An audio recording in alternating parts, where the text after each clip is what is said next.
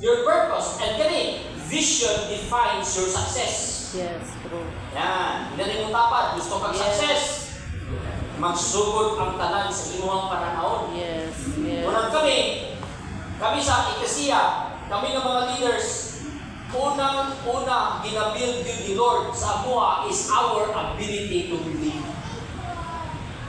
Our ability to see. Our capacity to think. Usay mo si Pastor Ryan sa amuha, para sa imo makikita sa imong paggalingon 5 years from now. When I started to become a disciple of Pastor Ryan, always niyang gina-istorya sa ako. Toy man niya ako mangga. Kung sa man mo nakita sa imong galingon, 5 years ago. Pastor, mahimo ko negosyante, mahimo ko daghan kayo. But you know what? Always yung ginaingon. Kung unsa imong nakita, sumpihan ka, mas the best pa nakita ni Lord para sa imo. Oo, Pastor? Oo. Sa unya, karoon na ito lang yan. Vision defines success. The good thing about having vision when you are in the Lord, simply was kabalo ka, pero hindi ka madaugon.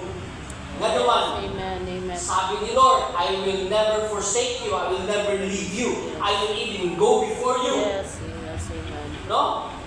Tanaw mo, assured na daan, nga aning kinabuhi, sigurado ka nga si Lord, dili mo biyak na to. Yes, amen.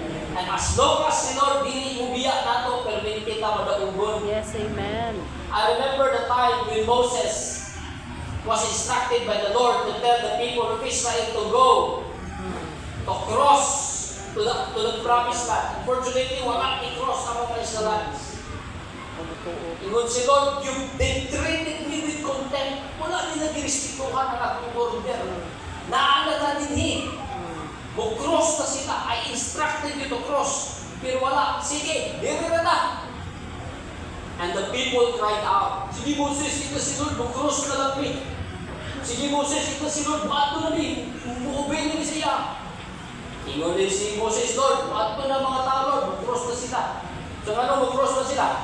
Nag-ingon man ka, magkahapon, ingon ko, karoon naman ko ningon. Sige na, Lord, bato na mi, Lord, mag-cross na mi. Luhin ni mga tao. Sabi, sige. Nagkahapon tumawag na.